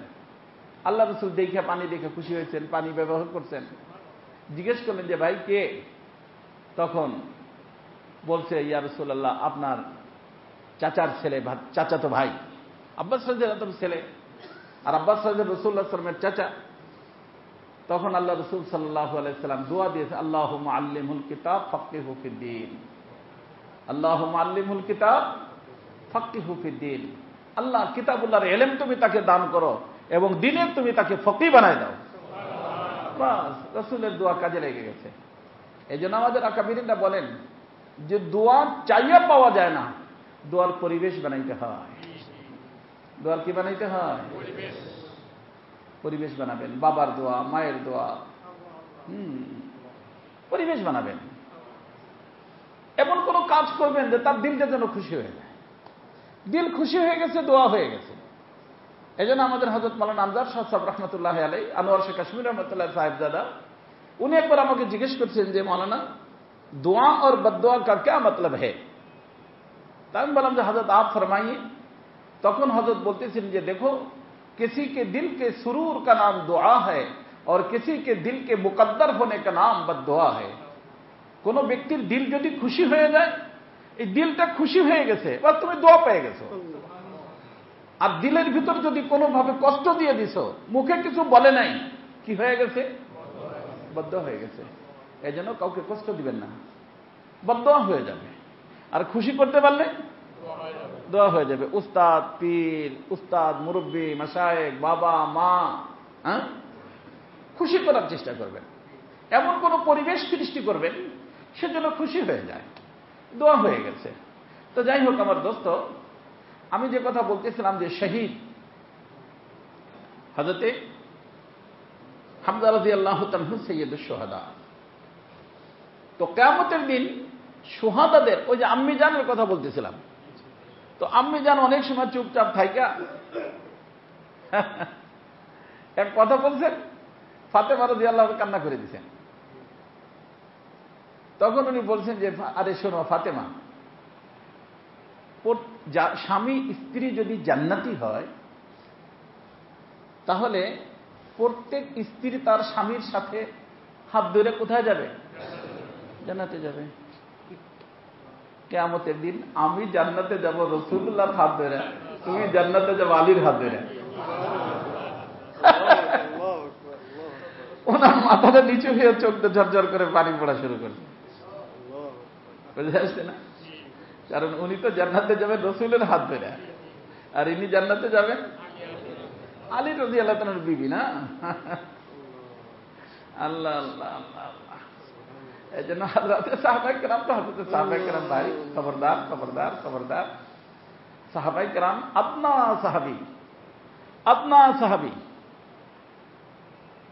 হাজারো আউলিয়া কেরামকে এক পাল্লায় রাখলে আদনা একজন সাহাবীর মাকাম কোন ব্যক্তি পাইতে পারে না। এই জন্য শুনে, বর্তমানে বড় আলেম হওয়া যায়, বড় মুফতি হওয়া যায়, বড় ওয়াইজ হওয়া যায়, কিন্তু সাহাবী হওয়া যায়? কেউ সাহাবী হতে পারবে? এই জন্য আমাদের তরিকার ভিতরে এইটাই বলা হয় যে সোহবতের মূল্য বেশি। কিসের মূল্য বেশি? সাহাবা সাহাবী হয়েছেন কি দিয়া? এই যে মনে করেন হাফিজদের যারা দেখছেন, আজ আমরা দেখিনি, ওনার সোহবত যারা পাইছে আমরা যারা পাইনি, এক হবে? এই জন্য আমাদের এই তরিকার ভিতরে, আমাদের দিনের ভিতরে মেইন জিনিস হলো সোহবত। মেইন জিনিস এলেম না, মেইন জিনিস হেফজ না, মেইন জিনিস হাফেজে হাদিস হওয়া না, মেইন জিনিস হাফেজে কোরআন হওয়া না, মেইন জিনিস হলো কি? সোহবত। সাহাবায়ে কেরাম সোহবত পাইছেন, আমরা কি পাইনি? রসুলের নজরের সাথে তার নজর মিলছে, বাস ইমানের সাথে সাহাবী হয়ে গেছেন এক মুহূর্তের জন্য। ওই সাহাবীর মাকাম হাজারো আউলিয়া কেরাম যারা রসুলকে দেখে নাই তাদের মাকাম এক হইতে পারে না। সেখানে আমি আপনি তো কোনো অর্থই নেই। এজন্য উদাহরণ যখন দিব তখনও চিন্তা ফিকির করে আপনার এবং আমার উদাহরণ দেওয়া উচিত। যাই হোক, আল্লাহ তাআলা আমাদের সকলকেই হক পথে থাকার তৌফিক দান করেন। আমি এটা বললাম কেন? আমাদের সমাজে বর্তমানে একটা জিনিস শুরু হয়েছে, এটার নাম হলো মাতম। উর্দুতে কি বলে? মাতম। শরীয়তের দৃষ্টিতে নাজায়েজ এবং হারাম। উলামায়ে কেরাম বলেন মাতম দুই প্রকার। একটা হলো যে আমাদের দেশেও আছে, অন্য দেশেও আছে, এক সম্প্রদায় আছেন যারা কি করেন? মাতম করেন। হ্যাঁ হুসাইন বলেন না, মাতম করেন, না জায়েজ। আমাদের দৃষ্টিতে, কোরআন এবং হাদিসের দৃষ্টিতে জায়েজ নেই। আর উলামায়ে কেরাম বলেন আরেকটা জিনিস আছে, সেটা হলো যে এই মাস আসলে কারবালার ঘটনা বয়ান করা মসজিদের মধ্যে, বয়ানের মধ্যে, এটাও মাতমের অন্তর্ভুক্ত। কথা বুঝতেছেন? বুঝলেন না? কারবালার ঘটনা এই মাসে কেন? অন্য মাসে তো আলোচনা হইতে পারে, হইতে পারে না? হইতে পারে, অন্য মাসে আলোচনা হইতে পারে। এই মাস শাহরুল্লাহিল মুহাররম। আমাদের আরবি মাস 12টা, ইংরেজিও 12টা, বাংলাও বোধহয় 12টাই, তাই না? কিন্তু এই মাসের ভিতরে একটা মাসের নাম মুহাররম। আল্লাহ পাক আল্লাহ রসুল কোন মাসকে এটা বলেন নাই শাহরুল্লাহি রজব বা শাহরুল্লাহি রমাদান, এটা বলেন নাই। কিন্তু মুহাররম সম্পর্কে কি বলছেন? শাহরুল্লাহিল মুহাররম। এই যে মনে করেন এটাও তো আল্লাহর ঘর, এই যে আপনাদের দোকানপাট, ওটাও কিন্তু আল্লাহর ঘর, কিন্তু ওটাকে বাইতুল্লাহ তো কেউ বলে না। বাইতুল্লাহ বলে কোনটা রে? কাবাতুল্লাহকে, ওটা বলে বাইতুল্লাহ। তো আল্লাহর সাথে সম্পর্ক হওয়ার কারণে বাইতুল্লাহ শরীফের যেরকম দাম হয়ে গেছে, এই মুহাররম মাসের সম্পর্ক আল্লাহর সাথে হওয়ার কারণে এই মুহাররম মাসেরও দামি হয়ে গেছে। এটাকে বলা হয় শাহরুল্লাহিল মুহাররম। তবে এর মাকাম রমজান শরীফের পরে। রমজান শরীফের মাকাম 1 নম্বরে, মুহাররমের মাকাম 2 নম্বরে। কিন্তু ওই যে ওই দিক দিয়া রমজান শরীফের নামের সাথে আল্লাহর মাস এটা নাই, মুহাররমের মাসের সাথে কি আছে? এটা আল্লাহর মাস, শাহরুল্লাহিল মুহাররম, নম্বর 1। নম্বর 2, এই যে আজকের দিনটা গেল 10ই মুহাররম, আমাদের রাসূলুল্লাহ সাল্লাল্লাহু আলাইহি সাল্লাম যখন হিজরত করে মদিনা পাকে গেলেন, মদিনা পাক যাওয়ার পরে ওখানে সাহাবায়ে কেরাম, মানে যারা আহলে কিতাব ছিল, আগের থেকে আহলে কিতাবরা ওখানে চলে আসছিল। কারণ রাসূলুল্লাহ সাল্লাল্লাহু আলাইহি সাল্লামের হিজরতের জায়গা কোথায় হবে এটা আহলে কিতাবের মধ্যে ছিল। আর তারা সার্ভে করে ইহুদিরা দেখছে যে এই জায়গাটা মদিনা পাক, এই জন্য আগে ভাগে এসে মদিনা পাকের ভিতরে তারা জায়গা জমি কিনা বসত বাড়ি বানায় নিয়েছে, ওখানেই থাকতো। যাতে করে রসুল হিজরত করে আসলে ফার্স্ট টাইম রসুলের সাথে আমরা মোলাকাত করে আমরা রসুলের সাহাবী হয়ে যেতে পারি। এই জন্যই আল্লাহ পাক কোরআনে কারীমের ভিতরে ইয়ারিফুনহু কামা ইয়ারিফুন আবনাহুম, তারা তাদের কিতাবাদি পড়ে আপনার পরিচয়ের ব্যাপারে কোনো সন্দেহই তাদের নাই। যেরকম নিজের সন্তানকে চিনতে তাদের কষ্ট হয় না, আপনাকে চিনতে তাদের কোনো কষ্ট হয় না। কিন্তু ঘটনা ভাগ্য যদি খারাপ হয়, যা হয় তাই হয়। তো এই আল্লাহর বান্দারা এখানে থাকতো মদিনা পাকে। তো আল্লাহ রাসূল সাল্লাল্লাহু আলাইহি ওয়াসাল্লাম যখন গেলেন তখন যাই দেখলেন যে ওরা রোজা রাখে। কি রাখে? এই মুহররমে রোজা রাখে। আল্লাহ রাসূল সাল্লাল্লাহু আলাইহি ওয়াসাল্লাম জিজ্ঞেস করেন যে আচ্ছা ভাই তোমরা রোজা রাখো কেন? তখন তারা বলল যে আমাদের মুসা আলাইহিস সালাতু ওয়াস সালামের সাথে ফেরাউনের সাথে গন্ডগোল ছিল এবং আমাদের বনি ইসরাইলকে কি করে রাখছিল? এই ফেরাউন গোলাম বানায় রাখছিল। তো এই ফেরাউন থেকে আল্লাহ পাক মুসা এবং বনি ইসরাইলকে এই মুহররমের 10 তারিখে আল্লাহ তাআলা নাজাত দিয়েছেন, ওদের থেকে বাঁচার তৌফিক দিয়ে দিয়েছেন। তো মুসা আলাইহিস সালাম শুকর হিসেবে আল্লাহর শুকরিয়াতান কি করতেন? এই দিনে রোজা রাখতেন। তো আল্লাহ রাসূল সাল্লাল্লাহু আলাইহি ওয়াসাল্লাম বললেন, আরে ভাই মুসা তো আমার ভাই, তো মুসা আলাইহিস সালাম যদি রোজা রাখেন তাহলে আমি তো এই, তোমরা যদি মুসার মহব্বতে রোজা রাখো তো আমার ভাই, আমি তো তোমাদের থেকে বেশি হকদার এই রোজা রাখা। আল্লাহ রাসূল রোজা রাখতেন এবং এই রোজাটা রমজান শরীফের রোজা ফরজ হওয়ার আগে জরুরি ছিল। রমজান শরীফের রোজা ফরজ হয়ে যাওয়ার পরে এই রোজা কি হয়ে গেছে? জরুরত তো নাই, ফরজ তো নাই, কিন্তু নফল আছে। কিন্তু রাসূলুল্লাহ সাল্লাল্লাহু আলাইহি ওয়াসাল্লাম বলছেন যদি কোনো ব্যক্তি 10 তারিখে রোজা রাখে, 10 তারিখে রোজা রাখে, তাহলে আমি আশা করি যে আল্লাহ পাক 1 বছরের গুনাহ আল্লাহ তার মাফ করে দেবেন। হযরতে সাহাবায়ে কেরাম বললেন, ইয়া রাসূলুল্লাহ ওরাও রোজা রাখে আমরাও রোজা রাখি, আপনি তো বলছেন খালিফুল ইয়াহুদ, ইয়াহুদদের মুখালাফত করো, বিরোধিতা করো। আল্লাহ রাসূল বলেন যে ঠিক আছে, আগামী বছর যখন আসবে তখন তোমরা 2টা রোজা রাখবা। কয়টা রাখবা? ওরা রাখে কয়টা? তোমরা রাখবা 2টা। এই জন্য 9, 10 অথবা 10, 11। তো মূল রোজা কোন দিন? আজকের দিন। যারা আজকে রাখছেন, কালকে রাখছেন, আজকে রাখছেন আলহামদুলিল্লাহ। যারা আগামীকাল, গতকাল রাখেন নাই, আজকে রাখছেন, আগামীটাও রেখে নেবেন। ইহুদদের মুখালাফত হয়ে যায়। তবে বর্তমান ফুকাহায়ে কেরামদেরই হলো যে ইহুদরা বর্তমানে রোজাই রাখে না, খাইয়ে বেড়ায় সবসময়। অতএব বর্তমানে যদি একটাও রাখে তাতেও কি হয়ে যাবে? মুহররমের রোজা আদায় হয়ে যাবে।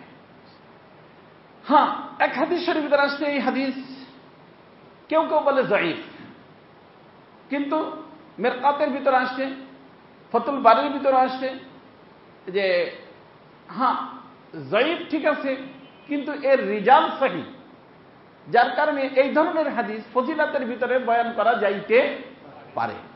সেটা হলো আল্লাহ রাসূল সাল্লাল্লাহু আলাইহি ওয়াসাল্লাম বলছেন যারা এই 10 তারিখে, মুহররমের 10 তারিখে, খুশির দিন, তো খুশির দিন না, ওদের জন্য যখন মুসা আলাইহিস সালাম খুশির দিন ছিল না, তো খুশির দিন না খেয়ে থাকে না খায়?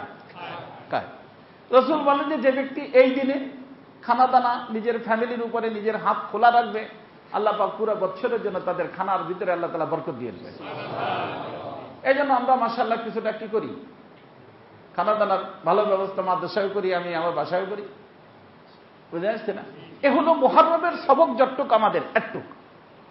এর আগে এই মাসের ভিতরে যেরকম মাহবুব সাহেব পড়লেন আমরা শুনলাম, হ্যাঁ এর ভিতরে পুরো ঘটনা চলে আসছে।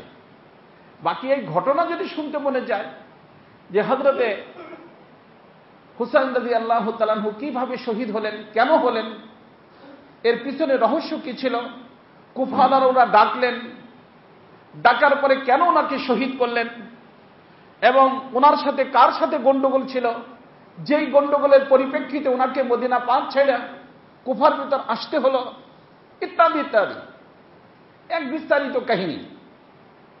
আল্লাহ পাক তৌফিক দিলে ইনশাআল্লাহ আমি কখনো বয়ান করব, কিন্তু মুহররম মাসে না, অন্য মাসে, অন্য কোনো মাসে বলে দিলে ইনশাআল্লাহ যে এই মাসে আমাদেরকে এটা শোনান, ইনশাআল্লাহ আমি আলোচনা করব। বা হযরত মাওলানা জসিম সাহেব কখনো ইনশাআল্লাহ আলোচনা করবেন। তো আমার দোস্ত, আমি যেটা বলতেছিলাম হাদিস শরীফ পড়ছি, আল্লাহ রসুলের হাদিস, ফাতু কুল্লাযী হাক্কিন হাক্কা, যার যেই হক সেই হকটাকে দাও। বাপের হক বাপকে দাও, মার হক, চাচার হক বাপের হক বাপরে দিলাম, অথবা বাপের হক বাপরে না দিয়ে চাচার হক চাচারে বাপের হক দিলাম, এটা কি ভালো কথা? কি বলেন, ভালো কথা না খারাপ কথা? খারাপ কথা। যার হক তাকে দাও। প্রত্যেকটা জিনিসের স্তর আছে, যে যেই স্তরে তাকে সেই স্তরে রাখো, যে স্তরে সেই স্তরে রাখো। আমাদের সুলুক ও তরিকাদের মধ্যে এই স্তরের ভিতর কিছুটা পার্থক্য হয়ে যায়। হ্যাঁ হ্যাঁ, মনে আসতো তাই বলতেছি। অনেক সময় মৌলানা জসিম সাহেব মনে রাখবেন, আমাদের সমাজে ওলামায়ে কেরাম মেহরবানি করে লক্ষ্য করবেন, দেখা যায় যে আমরা 10 বছর 12 বছর পর্যন্ত মাদ্রাসায় পড়ি।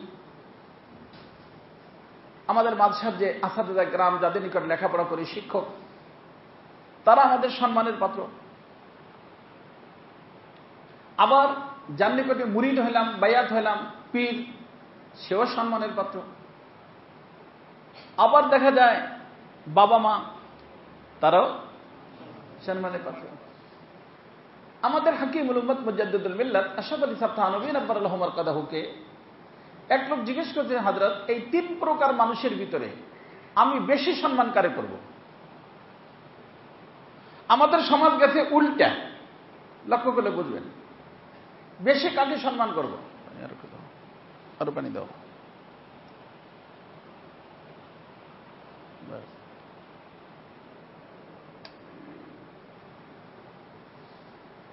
লক্ষ্য করবেন, বুঝবেন, আমাদের অস্তিত্ব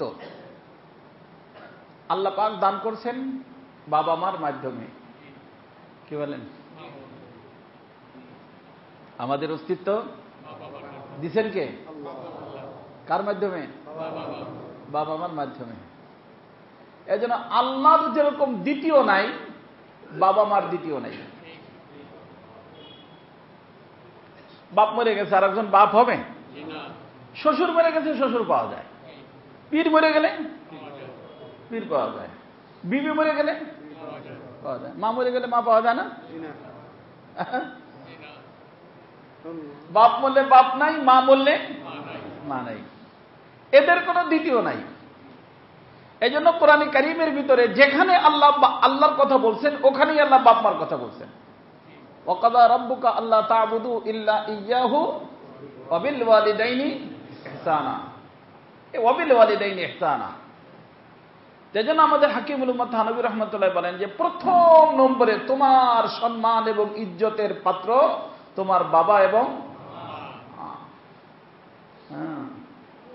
প্রথম নম্বরে দাও। দ্বিতীয় নম্বর আমরা একেবারে উল্টে ফেলছি। দ্বিতীয় নম্বরে হযরত থানভী বলেন, যাদের নিকট তুমি ফরজ এলেম শিক্ষা করছো, কোরআন শরীফ পড়া শিখছি, মাসলা মাসাইল শিখছি, কিতাবাদি পড়ছি, মাদ্রাসার হুজুররা, এরা কয় নম্বরে? বাপমার পরে। বাপমার পরে, বুঝছেন? আর 3 নম্বরে পীর সাহেব। পীর সাহেব কয় নম্বরে? হ্যাঁ, আর আমাদের নিকট পীর সাহেব কয় নম্বরে? বাপ মারে কিছু দেই না দেই, উস্তাদের তো কোনো হিসাবই নাই, পীর সাহেবকে দিতে হবে। আর পীর সাহেবরাও কোথা থেকে যেন একটা গলত মাসআলা, গলত কথা প্রচার করে দিছে। সেটা হলো খালি হাত যাওগে, খালি হাত आओगे। খালি হাতে যাবা, খালি হাতে আসবে। আপনার নিকটে 10 টাকা আছে, এখন এই 10 টাকার প্রথম হকদার আপনার বাবা, তারপরে যদি পারেন উস্তাদ, তারপরে পারলে পীর। কিন্তু আমরা কি করি? আগে কি পীর সাহেব। কেন? ওই যে খালি হাত যাওগে, খালি হাত आओगे। আমাদের থানভী রাহমাতুল্লাহ বলেন যে আসলে এই কথাটা ছিল ঠিক, কিন্তু এই পীররা গলত অর্থ করছে। হযরত বলেন যে খালি হাত যাওগে তার অর্থ जो खुलूस से खाली जाएगा, जो खुलूस से खाली जाएगा वो फुयूस से खाली आएगा। অর্থাৎ যেই ব্যক্তি পীরের নিকটে এখলাস নিয়ে যাবে না, ওই যে বললাম না মুরিদের অর্থ কি একমাত্র আল্লাহ, এখলাস নিয়ে যাবে না, সে কিছু পাবে না। কথাটা সত্য না মিথ্যা? 100% কারেক্ট। এখলাস নিয়ে না গেলে, এখলাস ছাড়া যাবে, খালি হাতে চলে আসবে। এ ছিল এর অর্থ, খুলুস সে খালি জায়গা ও ফুয়ুস সে খালি আয়েগা। হযরত থানভী বলেন ফুয়ুস ঠিকই রাখছে, খুলুসের জায়গায় খারে পরিবর্তন করছে ফা দিয়া। কি দিয়া? जो ফুলুস সে খালি জায়গা। খুলুস রে বানাইছে কি? ফুলুস মানে টাকা, পয়সা। যে পয়সা নিয়ে যাবে না, সে ফয়েজ পাবে না। যার কারণে দেখবেন অনেক এলাকা আছে, আমরা যখন মুসাফা করি, এই একজনের কাছে দৌড় যায়, ভাই 10টা টাকা দেন, হুজুরের সাথে মুসাফা করবো। ওর কাছে টাকা নাই, এখন হুজুরের সাথে করবে মুসাফা। খালি হাতে মুসাফা করলে তো হাতের ভিতরে কিছু ঢুকবে না, 10 টাকা দিলে না ফয়েজ আসবে। একজনের থেকে ধার নিয়ে তারপরে কি করে? মুসাফা করে। গলত তরিকা। কি তরিকা? হযরত থানভী বলেন বাপমার মাধ্যমে আল্লাহ পাক তোমাকে অস্তিত্ব দান করছেন, সেই বাপমার অস্তিত্বের ভিতরে মেহনত করে তোমাকে ফরজ এলেম যারা শিখেছেন তারা 2য় নম্বরে, আর সেই ফরজ এলেম শিখার পরে তোমার উপরে তোমার পীর একটু ল্যাপ লাগাইছে। কি লাগাইছে? তোমার সৌন্দর্য বেড়ে গেছে। রঙের এই বিল্ডিং এর স্ট্রাকচার, এইটা আসল না রং আসল? স্ট্রাকচার আসল। তারপরে আস্তর মাস্তর এইটা তারপরে, তাই না? তারপরে যাইয়া রং নাকি? তো স্ট্রাকচার আমার দেহ তৈরি হয়েছে বাপমার দ্বারা, উস্তাদের মাধ্যমে প্লাস্টার হয়েছে, আর পীরের মাধ্যমে কি হইতেছে? এহসান, হোসেন পয়দা হইতেছে, সুন্দর হইতেছে। আমার মতো ব্যাপক যারা, তারা চিন্তা করে আল্লাহ আমারে তো কেউ চিনতই না, পীরের বরকতি সবাই চিনে ফেলছে, তাহলে পীরই সব কিছু। সম্পূর্ণভাবে ভুল। এর থেকেও আর একটা কথা আমি বলেই দেই আপনাদেরকে, লক্ষ্য করবেন, বুঝে আসবেন ইনশাআল্লাহ। আমাদের সমাজে যদিও এটা নাই, কারণ আমাদের দেশের পীর সাহেবান এটা পছন্দ করেন না। কারণ ওনারা চান যে মুরিদ আর কোনো দিক এদিক সেদিক না হয়ে যায়, ছুটে না যায়। মুরিদ কি না হয়ে যায়? ছুটে না যায়। এই ধরনের ধারণা অনেক পীরেরই থাকে আমাদের বাংলাদেশের, যার কারণে কোথাও যাক এটা পছন্দ করেন না। আমাদের সুলুক ও তরিকাতের লাইনে পীরের নিকট থেকে উপকৃত হওয়ার জন্য 4টে কাজ করতে হয়। কয়টা কাজ? ইত্তেলা, ইত্তেবা, ইতিকাদ, ইনকিয়াদ। আমার ভিতরে কি কি রোগ আছে এটা পীরকে জানাইতে হবে। পীর সাহেব যে প্রেসক্রিপশন লিখবেন সে অনুযায়ী চলতে হবে। পীরের প্রতি আমার ইতিকাদ থাকতে হবে, আর পীরের সামনে নিজেকে ন্যস্ত করে দিতে হবে। কয়টা কাজ হলো? এই 4 কাজ করলে উপকৃত হবে, নাহলে উপকার পাবে না। এখন দেখা যায় যে আমি যার হাতে বায়াত হয়েছি বিদেশে অথবা দেশে, বড় মানুষ, লক্ষ লক্ষ মুরিদ ওনার, আমার কথা শোনার বা আমার চিঠি পড়ার বা আমি মোবাইল করলে মোবাইল ধরার ওনার কি নাই? সময় নেই। পীর তো আমি ধরছি তারে, এখন জানাইতে না পারলে তো সমাধান পাবো না। সমাধান না পাইলে আমার ইসলাম হবে না। রোগ নিয়ে তার নিকট গেলাম, রোগ নিয়েই রয়ে গেলাম, শুধু বললাম যে উনি আমার ডাক্তার, একদিনও ওষুধ খেলাম না, তাহলে সুস্থ হব? এজন্য আমাদের সুলুক ও তরিকাতের লাইনে একটা জিনিস আছে, আমি বলছি যেটা আমাদের দেশে অনেকেই জানে না, অনেকে করে না, কারণ আমাদের মাশায়েখরা এটা পছন্দ করেন না। সেটা হলো যে শায়েখ একজন আর ইসলাহি মুরব্বী আরেকজন। একজন হলো আমার শায়েখ, আরেকজন হলো ইসলাহি মুরব্বী। তার অর্থ শায়েখের সাথে বরকতের জন্য বায়াত হয়েছি তো হয়ে গেছি, বায়াত হওয়া হলো মুস্তাহাব, আর ইসলাহ হলো ফরজ। আর ইসলাহ হবে কয় কাজ করলে? 4 কাজ করলে। আর শায়েখের হাতে এই সময় নাই। সেই ক্ষেত্রে কোন ব্যক্তিকে যার সাথে দিল লাগে, এমন কোন ব্যক্তিকে যাকে আমি সব সময় পাই, যার সাথে যোগাযোগ সম্ভব, এমন কোন ব্যক্তিকে ইসলাহি মুরব্বী বানায় নেওয়া। কি বানায় নেওয়া? যে হযরত জি আমার শায়েখ তো অমুক, কিন্তু ওনার থেকে আমি সময় পাই না, আমার তো ইসলাম হইতে হবে, এই জন্য আপনি আমার ইসলাহি মুরব্বী। উনি কবুল করলেন, ওনার নিকটে হাল আহওয়াল জানানো। এখন মূলত মুরব্বী কয়জন হলো? একজন শায়েখ, একজন ইসলাহি মুরব্বী। হযরত থানভী রাহমাতুল্লাহ আলাইহি জিজ্ঞেস করতে, হযরত জি এই দুইজনের ভিতরে আমার সম্মানের পাত্র বেশি কে? বুঝে আসছে না? হযরত থানভী বলছেন যে ইসলাহি মুরব্বী, এবং কারণও বলছেন। হযরত বলছেন যে তোমার শায়েকের দ্বারা যে বায়াত হইছ, বায়াত তো মুস্তাহাব, তার দ্বারা তোমার মুস্তাহাব আদায় হয়েছে, আর ইসলাহি মুরব্বীর দ্বারা তোমার ফরজ আদায় হয়েছে। তো একজনের দ্বারা ফরজ আদায় হচ্ছে, আর একজনের দ্বারা ফরজ বেশি আগের না মুস্তাহাব আগের? ফরজ আগে। অতএব ইসলাহি মুরব্বীর আজমত সম্মান বেশি করবা কার থেকে? শায়েখ থেকে। কারণ শায়েকের হাতে তুমি বায়াত হইছো, বায়াত হওয়া হলো মুস্তাহাব। বুঝে আসছে না? যাই হোক আমার দোস্ত, আমি আসলে আজকে একটু ক্লান্তই, তো এই জন্য আজকে এই পর্যন্তই। আমরা চেষ্টা করব আল্লাহ পাক যাকে যে হক দিচ্ছেন সেই হক তারে দেওয়া। ঠিক আছে না? ইনশাআল্লাহ। যেমন এই একটা কথা, যদি এই একটা হাদিস, আল্লাহ রাসূলের এক এক বাণী বলা হয় জাওয়ামিউল কালিম, অর্থাৎ দরিয়া কো কোজে মে ভর দিয়া। কিয়ামত পর্যন্ত আনে ওয়ালা যত সমস্যা, সব সমস্যার সমাধান আল্লাহ রাসূলের এক এক বাণীর মধ্যে।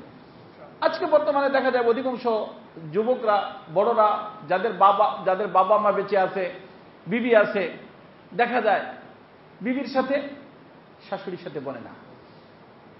বউ শাশুড়ির গন্ডগোল, এ তো ৯,৯৯৯ জনের মধ্যে। বুঝে আসছে না? একজন আছে মাশাআল্লাহ, বউ শাশুড়ির কি আছে? মিল আছে। এই জন্য আমি বলি যে মহিলাদের জীবনটাই একটা আজীব। এই বিচারী যখন বউ হয়ে আসছিল, শাশুড়ির সাথে মিল ছিল না, আর এখন শাশুড়ি হয়েছে, বউর সাথে মিল নেই।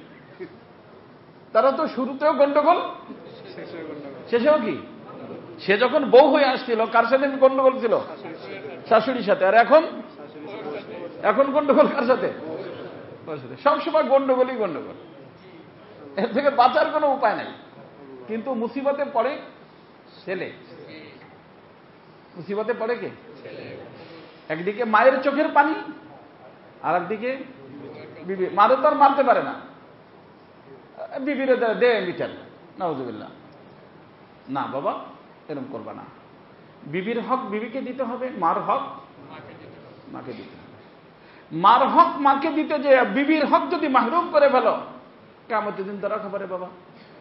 আবার যদি বিবির হক দিতে যে মারে মাহরুম করে ফেলো, তাও কিয়ামতের দিন কি ধরা খাবা।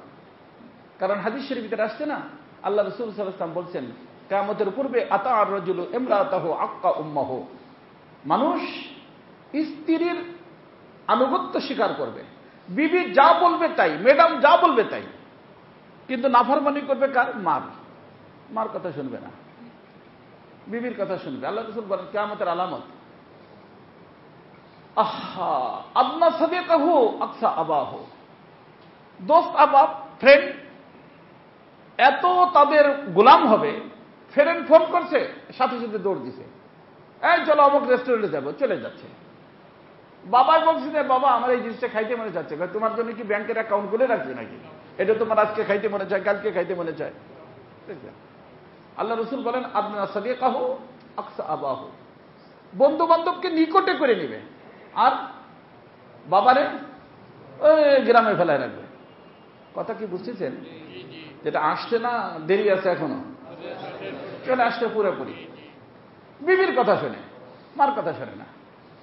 হ্যাঁ, আমি তো ওই দিন আমাদের এই ঢালকানগরে জুমার সময়, বয়ানের সময় বলতেছিলাম যে যাদের মেয়ে আছে, মেয়ের একটু বুঝাবেন যে মামনি, এই যে তোমার জামাই, এই জামাই হিসেবে তুমি তাকে পাইছো, যার মেহনতের বরকতে, তার একটু খেদমত করো। আপনি মাঝে মধ্যে বুঝাবেন। বর্তমানে তো মা এবং বাবা দোনোজন মিলে মেয়েকে বুঝাবে, খবরদার তোরে কি বান্দি বানাই পাঠাইছি, তুই কাজ করবি। কাজ করলে ক্ষতি কি? কাজ করলে ক্ষতি কি? ফাতেমাতুজ জাহরা সাইয়্যিদাতুন নিসাই আহলিল জান্নাহ, হাতে ঠোস পড়ে গেছে কাজ করতে করতে। আলী রাদিয়াল্লাহু আনহু দেখছেন, দেখে বলছেন, তুমি একটা কাজ করো, রসুলের নিকটে কিছু খেদমতের লোক আসলে, গোলাম বান্দি আসলে, তুমি একটু জায়গায় চাও, রসুল যদি দেন তাহলে তোমার এই কষ্টটা আর থাকবে না। আজকে তো আমাদের প্রত্যেক ঘরে কাজের বউ আছে, ফাতেমার ঘরে নাই। রাদিয়াল্লাহু তাআলা আনহা ওনার কথাটা বুঝে আসছে, আল্লাহ রসুলের নিকটে গেছে। আল্লাহ রসুল কি বলছেন, ফাতেমা আমি কি তোমাকে এর থেকে উত্তম জিনিস বলে দিব না? আল্লাহ রসুল তাসবিহে ফাতেমি শিখে দিচ্ছেন, যে গোলাম বান্দির থেকে তোমার জন্য এই তাসবিহে ফাতেমি উত্তম। এটা বলেন নাই যে আরে আলী বেটা তুই কাজের লোক রাখতে পারস না, আমার মেয়ে নিছো কেন? এটা বলছেন? হ্যাঁ, উনি বুদ্ধি দিচ্ছেন, তারপরে রসুল দেন নাই, কারণ রসুল আখিরাত মুখী করছেন। কি মুখী করছেন? তো আমাদের দুনিয়া তো আসল না, আসল কি? আখিরাত। মেয়ে যদি শাশুড়িতে একটু কাজ করে দেয়, শ্বশুর একটু খেদমত করে দেয়, আমি কেন তাকে বলবো যে তোর কি বান্দি বানায় পাঠাইছি, কাজের বুয়া বানায় পাঠাইছি যে তোর কাজ করতে হবে, খবরদার কোনো কাজ করবি না? আরে বাবা এইভাবে বলো না রে বাবা, একটু তারে তারগিব দাও, যাতে করে সংসারের ভিতরে মিল মোহাব্বত থাকে। সে যদি শাশুড়ির দোয়া নেয়, সে যদি শ্বশুরের দোয়া নেয়, তোমার মেয়েই শান্তিতে থাকবে। আর তারা যদি বদদোয়া দিয়ে দেয়, তুমি যতই চেষ্টা করো, তোমার দোয়ার থেকে বেশি কবুল হবে ওই শ্বশুর শাশুড়ির দোয়া তার ছেলের ব্যাপারে। কথা কি বুঝতেছেন আপনারা? এই জন্য আল্লাহ রসুলের এই যে বাণী, ফাতু কুল্লাযী হাক্কিন হাক্কা, প্রত্যেকটা ব্যাপারে, দিনের ব্যাপারে, দুনিয়ার ব্যাপারে, সব ব্যাপারে যার যে হক তাকে দিতে হবে, যে যেই মাকামের তাকে সেই মাকামে রাখতে হবে। মাকামকে এদিক সেদিক করার অধিকার আমার তো আপনার তো নাই। ও তো রসুল যেটা বলে গেছেন সেটাই। অর্থাৎ শহীদের দিক দিয়া প্রথমে হামজা রাদিয়াল্লাহু তাআলা সাইয়্যিদুশ শুহাদা। অর্থাৎ হামজা রাদিয়াল্লাহু তাআলা কিভাবে শহীদ হলেন, কি মাসে শহীদ হলেন, কার কার জানা আছে? হ্যাঁ, কয়জনে জানেন? সাইয়্যিদুশ শুহাদার খবর নাই? হ্যাঁ, এইটার খবর রাখতে নিষেধ করতেছেন আমি, এটারও খবর রাখবেন, ও তো না রাখলে রাখবেন, কিন্তু হামজা রাদিয়াল্লাহু তাআলা খবর রাখবেন, হযরত ওমর রাদিয়াল্লাহু তাআলা খবর রাখবেন, হযরত উসমান রাদিয়াল্লাহু তাআলা খবর রাখবেন, হযরত আলী রাদিয়াল্লাহু তাআলা খবর রাখবেন, হাসান হুসাইন এদেরও খবর রাখবেন, অন্যান্য যারা দুনিয়াতে শহীদ হয়েছেন তাদেরও খবর রাখবেন। ভালো জিনিস, কারণ শহীদ আল্লাহর অনেক প্রিয় মানুষ। শহীদরা কি আল্লাহর অনেক প্রিয় মানুষ। সেদিন আল্লাহ বলছেন, লা তাহসাবান্নাল্লাযীনা কুতিলু ফী সাবিলিল্লাহি আমওয়াত, খবরদার যারা শহীদ হয়ে যায় তাদেরকে মুর্দা মনে করবে না, বাল হুম আহইয়া, তারা জীবিত, ইনদা রাব্বিহিম ইউরযাকুন, আল্লাহর নিকটে তাদেরকে রিজিক দেওয়া হয়। আর শহীদদেরকে আল্লাহ পাক এমন একটা মাকাম দান করছেন, আজীব মাকাম। মনে করেন একজন পীর সাহেবের ইন্তেকাল হয়ে গেল, পীর সাহেবের ইন্তেকাল হয়ে গেল, যেই পীর সাহেব শরীর খোলা অবস্থাও রাখতো না, কিন্তু যারা গোসল করবে তারা গুপ্ত স্থান পরিষ্কার পরিচ্ছন্ন করবে কিনা? করবে না? কিন্তু শহীদ যদি কোনো ব্যক্তি হয়ে যায়, আল্লাহর হুকুম হলো খবরদার, আমার এই শহীদ বান্দার কোন জায়গায় তোদের দেখারও অনুমতি নাই, যেই কাপড় আছে সেই কাপড় দিয়ে ওরা আমার নিকটে পাঠায় দেয়। কথা কি বুঝতেছেন? শহীদের কাজের জিনিস, ওই অবস্থায় তাকে পাঠাও। গোসল আছে শহীদের? রক্ত মাখা কাপড় যদি একজন মানুষ রক্ত ধোও, শহীদের রক্ত ধোয়া যাবে? বলা হয় যে শহীদের রক্ত ধোয়া যাবে না, কাপড় চেঞ্জ করা যাবে না, তারে গোসল দিতে যায়, গোসল দেওয়া লাগবে না, গোসল দিয়া তার উলঙ্গ করার কোনো সুযোগ নেই। আল্লাহ পাক এত ঊর্ধ্বের মাকাম আল্লাহ শহীদকে দান করছেন। কথা বুঝছেন? এই জন্যই তো রাসূল বলছেন যে আল্লাহর নিকটে মাকামে সিদ্দিক চাও আর শহীদ হওয়ার জন্য দোয়া করো। তামান্নায় শাহাদাত, তামান্নায় শাহাদাত, শহীদ হওয়ার তামান্না করো। আর বলা হয় যে ব্যক্তি শহীদ হওয়ার তামান্না করবে, আল্লাহ আমাকে শহীদ বানাইও, সেই ব্যক্তি যদি তার বেডরুমে নাকের রাস্তা দিয়ে তার মৃত্যু হয়, এই আশা রাখার কারণে আল্লাহ পাক তাকে শহীদের মাকাম দান করতে পারে। কথা বুঝছেন? এই জন্য আমার দোস্ত, আমাদের হামজা রাদিয়াল্লাহু তাআলা সাইয়্যিদুশ শুহাদা, এরপরে হযরত ওমর ফারুক, এরপরে হযরত ওসমান, হযরত আলী, হযরত হুসাইন, এরা সকলেই শহীদ। সকলেই কি শহীদ। অতএব সব শহীদদের আমরা ইজ্জত করব, সম্মান করব এবং চেষ্টা করব এরা কিভাবে শহীদ হলেন, কারা শহীদ করলো, এটা একটু জানার জন্য। এদিক সেদিক না যায় না, এটা জানার জন্য ইনশাআল্লাহ আল্লাহ পাক তৌফিক দিলে আমার আলোচনার ভিতরে পাবেন। এই ব্যাপারে আমি কয়েকদিন আলোচনা করছি, কয়েক জুমা আলোচনা করছি হযরত হুসাইন রাদিয়াল্লাহু তাআলা থেকে নিয়ে। হ্যাঁ, সবার আলোচনা আছে না? আছে। গতকাল বোধহয় ভৈরব থেকে একজন ফোন করছে, হযরত সব শহীদের খবর তো জানতে পারলাম, হযরত মুয়াবিয়া রাদিয়াল্লাহু তাআলা সম্পর্কে একটু আমরা জানতে চাই। আমি বলছি ঠিক আছে বাবা, মুয়াবিয়া রাদিয়াল্লাহু তাআলা সম্পর্কে বলবো, কারণ মুয়াবিয়া রাদিয়াল্লাহু তাআলা একজন সাহাবী যার ছেলের নাম ইয়াজিদ। এই ইয়াজিদের কারণে মুয়াবিয়া রাদিয়াল্লাহু তাআলা ব্যাপারে অনেকের কুধারণা, অথচ উনার ব্যাপারে কুধারণা করার সুযোগ আমাদের নেই, কারণ উনি সাহাবী রাসূল। এবং মুয়াবিয়া রাদিয়াল্লাহু তাআলা নিজে নেবী। এই যে নেবী দেখেন না, আমাদের 3টে ফোর্স না, নৌবাহিনী। এই নৌবাহিনীর সিস্টেম শুরু হয়েছে মুয়াবিয়া রাদিয়াল্লাহু তাআলা দ্বারা। এই জন্য অনেক ইসলামী দেশে তাদের বাহরিয়া, অর্থাৎ যে বাহরিয়া বলা হয় একে, এই নৌবাহিনী যে এদের জাহাজের নাম দেখা যাবে যে মুয়াবিয়া আছে। তার কারণ ওনার মাধ্যমে এই যে বর্তমানে যেটাকে আমরা আমাদের যে গ্রিক, যেখানে আমাদের লোকেরা যায় তুর্কির অপোজিটে যায় না লোক, সাইপ্রাস, এদিকে যায়, এখানে হযরত মুয়াবিয়া রাদিয়াল্লাহু তাআলা আজীব আজীব ঘটনা ওনার ব্যাপারে আসছে এবং অনেক বড় মানুষ ছিলেন।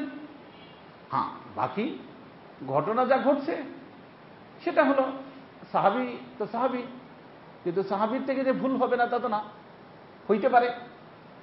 নবীর থেকে ভুল হয় না, সাহাবীর থেকেও ভুল হইতে পারে। উনি ওনার ছেলের ব্যাপারে যা করছেন, বিস্তারিত ঘটনা যখন সামনে আসবে বুঝবেন যে কি হয়েছে, ঘটনাটা হয়েছে কি। ইয়াজিদকে দায়িত্ব দিচ্ছেন, ইয়াজিদ যা করার করছে। এই হুসাইন রাদিয়াল্লাহু তাআলা শাহাদাতের ঘটনা আসছে, হ্যাঁ, এবং বাইতুল্লাহ শরীফে আযান বন্ধ হয়ে গেছে, আরো অনেক কিছু হয়েছে। আল্লাহ পাক তৌফিক দিলে ইনশাআল্লাহ কখন আলোচনা করব। তো যাই হোক, মুয়াবিয়া রাদিয়াল্লাহু সাহাবী, মুয়াবিয়া সাহাবী রাদিয়াল্লাহু তাআলা, এবং আল্লাহ পাক অনেক খেদমত আল্লাহ তাআলা ওনার দ্বারা নিছেন, অনেক খেদমত আল্লাহ ওনার দ্বারা নিছেন। কি কি নিছেন ওনার ইতিহাস পড়লে পাবেন। আল্লাহ তাআলা আমাদের সকলকে, সমস্ত সাহাবায়ে কেরামকে ইজ্জত সম্মান করে কথা বলতে পারি আল্লাহ তাআলা তৌফিক দান করেন। সুবহানাল্লাহি বিহামদিহি সুবহানাল্লাহিল আযীম। এই আপনাদেরকে সফরে যাওয়ার আগে বলছিলাম, আমরা আসলে ওই সিরাজদি খানের এই দিকে একেবারে শেষ মাথা, অর্থাৎ এই যে কুচ্চামোড়া যে ব্রিজ বলে, ওর থেকে ঠিক 3 কিলোমিটার ভিতরে জামে আশরাফুল মাদারিস, জামে মসজিদ আশরাফ, খানকা শেখ জাকারিয়া নামে একটা কমপ্লেক্সের কাজ আলহামদুলিল্লাহ শুরু হয়েছে। তো মসজিদের কাজ শুরু হয়েছে 11,000 স্কোয়ার ফুটের উপরে। আল্লাহ পাকের মেহেরবানি, গ্রেড বিম পর্যন্ত হয়ে গেছে। এখন উপরের দিকে ইনশাআল্লাহ যাবে আল্লাহ পাক তৌফিক দিলে।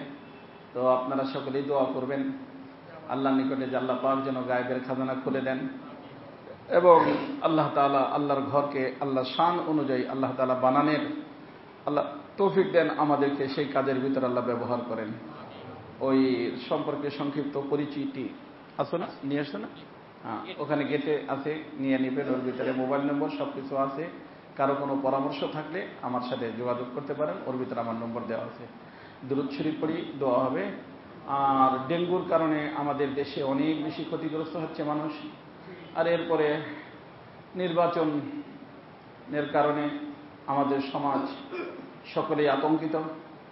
আল্লাহ পাক যারাই প্রশাসনে আছেন এবং যারাই এই ব্যাপারে চেষ্টা করতেছেন দেশ পরিচালনা করার জন্য, সকলকে যেন আল্লাহ সঠিক বুঝ দিয়ে দেন এবং আমাদের জান মাল ইজ্জত আবরু যাতে হেফাজত থাকে সেই দিকে যেন সকলে খেয়াল রাখা দেশ পরিচালনার চিন্তা করেন। এদের জন্য আমরা বিশেষভাবে আল্লাহ পাকের নিকট দোয়া করব। اللهم صل على سيدنا مولانا محمد صلاة تنجينا بها من جميع الأهوال والآفات وتقضي لنا بها جميع الحاجات وتطهرنا بها من جميع السيئات وتطهرنا بها من جميع السيئات وتطهرنا بها من جميع السيئات وترفعنا بها عندك على الدرجات وتبلغنا بها أقصى الغايات من جميع الخيرات في الحياة وبعد الممات إنك على كل شيء قدير يا أرحم الراحمين يا أرحم الراحمين ইয়া আরহামার রাহিমিন, ইয়া আকরামাল আকরামিন, ইয়া গিয়াসাল মুস্তাগিসিন, ইয়া মুজিবা দাওয়াতিল মুস্তাররিন, ইয়া যাল জালালি ওয়াল ইকরাম। আয় মওলাই পাক, আয় মাহবুবে পাক, আল্লাহ মেহেরবানি করে আপনি আমাদের সকলকে মাফ করে দেন। আল্লাহ ভুল করছি, অন্যায় করছি, আল্লাহ ইচ্ছাই করছি, অনিচ্ছাই করছি, আল্লাহ মেহেরবানি করে আপনি আমাদেরকে মাফ করে দেন। আমাদের গুনার কারণে আপনি আমাদের কোনো সাজা দিয়েন না, আপনি আমাদের কোনো আযাব দিয়েন না। আল্লাহ আপনি আযাব দিলে আমরা কেউ বাঁচতে পারবো না। আপনি মেহেরবানি করে আমাদেরকে মাফ করে দেন। আল্লাহুম্মা ইন্নাকা আফুবুন কারীমুন তুহিব্বুল আফওয়া ফা'ফু আন্না ইয়া কারীম। আল্লাহুম্মা ইন্নাকা আফুবুন কারীমুন তুহিব্বুল আফওয়া ফা'ফু আন্না ইয়া কারীম। আল্লাহ আমাদের সকলকে আপনি মাফ করে দেন, আমাদের বিবি বাচ্চাদেরকে মাফ করে দেন, আমাদের আত্মীয় স্বজনকে মাফ করে দেন, আমাদের বন্ধু বান্ধবকে মাফ করে দেন, আমাদের দেশবাসীকে মাফ করে দেন, আমাদেরকে সর্ব ধরনের বালা মুসিবত থেকে হেফাজত ফরমান। আল্লাহ বিশেষভাবে ডেঙ্গুর থেকে সকলকে হেফাজত ফরমান। আল্লাহ যারা এই রোগে আক্রান্ত হয়ে হসপিটালে আছে, সুস্থ হয়ে বাসায় ফেরার তৌফিক দিয়ে দেন। আমরা যারা ভালো আছি আমাদেরকে আফিয়াতের জিন্দেগি নসিব ফরমান। আল্লাহ আমাদের মারহুমিনদেরকে আপনি বেলা হিসাব মাগফিরাত করে দেন। আল্লাহ তাদের কবরকে নূর দ্বারা ভরপুর করে দেন। আল্লাহ আমাদের দেশের ভিতর আমন আমান কায়েম করে দেন। আল্লাহ মারামারি, হানাহানি, ধরাধরি, আল্লাহ এর থেকে আমাদের সকলকে বাঁচার তৌফিক দিয়ে দেন। আয় আল্লাহ আমন আমানের সাথে, নিরাপত্তার সাথে এই দেশ যাদের মাধ্যমে চললে আল্লাহ আমরা শান্তিতে থাকতে পারবো, তাদের হাতে আপনি দেশকে তুলে দেন। আল্লাহ যারা আমাদের উপর জুলুম করবে, আমাদের উপর অত্যাচার করবে, আল্লাহ দেশের অবস্থা খারাপ হয়ে যাবে, আল্লাহ তাদের থেকে এই দেশকে আপনি হেফাজত ফরমান, আমাদেরকে আপনি হেফাজত ফরমান। আয় আল্লাহ আমাদের দাওয়াত ও তাবলীগের মেহনতকে কবুল ফরমান। আল্লাহ সমস্ত মাদারিস, মাকাতিব, মাসাজিদ, খানকাকে কবুল ফরমান। আল্লাহ আমাদের এই মসজিদের এই প্রোগ্রামকে কবুল ফরমান। আল্লাহ আপনার বান্দারা দূর দূরান্ত থেকে আসেন। আল্লাহ দুনিয়ার কোন মাকসুদ নিয়ে কেউ আসে না। আল্লাহ আমরা সকলে আপনাকে পাইতে চাই। আপনাকে পাইলাম, সব কিছু পাইলাম, আপনাকে হারাইলাম, সর্বহারা হয়ে গেলাম। আল্লাহ আপনি আমাদের সকলকে কবুল করে নেন, আমাদের সকলকে আপনি আপনার বানায় নেন, আমাদের কাউকে আপনি মাহরুম করেন না মাওলা। সুবহান রাব্বিকা রাব্বিল ইজ্জাতি আম্মা ইয়াসিফুন ওয়া সালামুন আলাল মুরসালিন, আলহামদুলিল্লাহি রাব্বিল আলামিন।